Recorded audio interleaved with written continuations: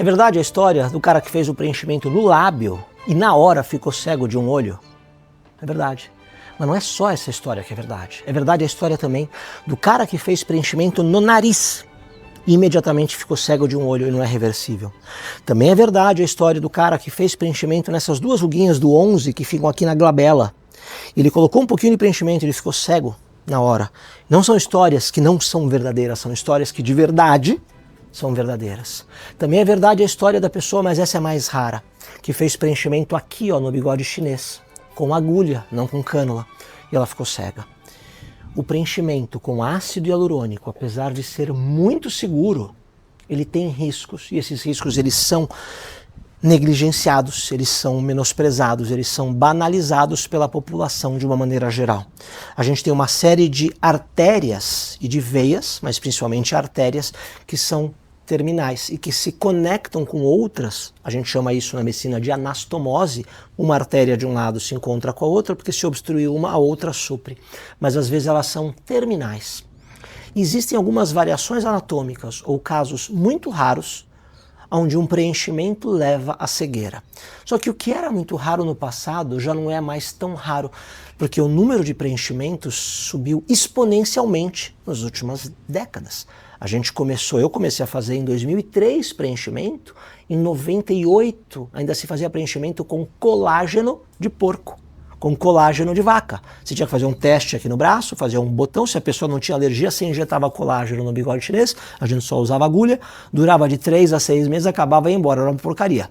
Chamava Ziderme, Ziplástico, Osmoderme, eram marcas que quando eu me formei, elas estavam em alta ainda nos Estados Unidos, mas lentamente tudo isso foi sendo substituído pelo preenchimento com ácido hialurônico. Surgiram outras moléculas de preenchimento, eu cheguei a usar, eram silicones específicos injetáveis que a gente usava microdose, não era o silicone industrial que se usava no bumbum de pessoas que causaram grandes deformações, mas a gente usava microdoses, formava o processo inflamatório, a gente usou metacril, PMMA, no começo dos anos 2000, depois nós paramos, não se usa mais, não é indicado. Mas a medicina vai evoluindo e a medicina é uma ciência de verdades que são transitórias. E hoje, no estado da arte, é o uso de ácido hialurônico. Mas então vamos voltar para o caso do cara que você acha que eu estou falando que é brincadeira, que fez preenchimento de lábio e ficou cego. Não é.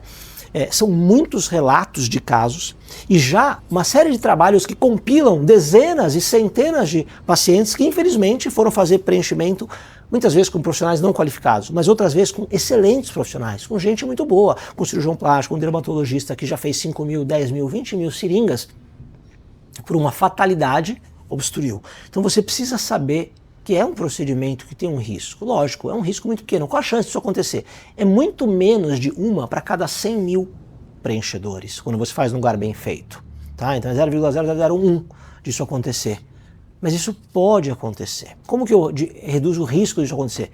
Conhecendo muita anatomia, sabendo em detalhes aonde eu estou injetando. Evitar de usar uma agulha, porque ela perfura a artéria, obstrui e pode fechar. A gente dá preferência para usar, por exemplo, cânulas de preenchimento, que são pequenos canudinhos, a ponta é romba, ele não consegue entrar de uma maneira mais fácil dentro de um vaso e causar obstrução.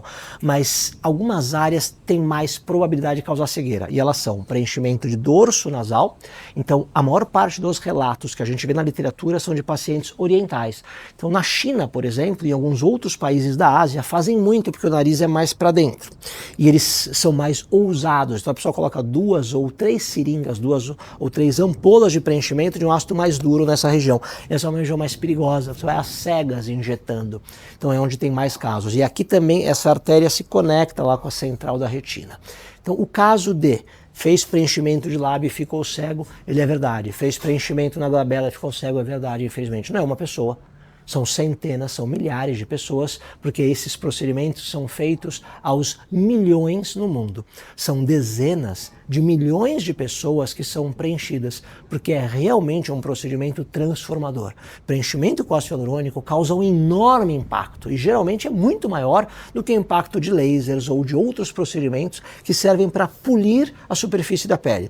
O ácido hialurônico não, ele reestrutura, ele remodela, ele coloca de novo no lugar as áreas que foram perdendo o seu suporte. Quando ele é bem feito, o resultado é absolutamente impecável e natural, e é isso que você precisa procurar. Se você não tem alguém que faça, a Clínica Vulcan faz isso. Essa é a minha especialidade. Eu sou médico dermatologista, formado em 97, lá na Escola Paulista de Medicina. Mas no começo dos anos 2000 foi quando a gente realmente começou, esses produtos vieram para o Brasil. Eu lembro que o primeiro Botox que eu fiz foi em 2003, na sala da minha casa, a uma esquina do consultório, na minha mãe e na amiga dela, na Dona Bela, que eu já falei isso aí em outros vídeos do passado. Um abraço, até o próximo vídeo, a gente se vê mais pra frente.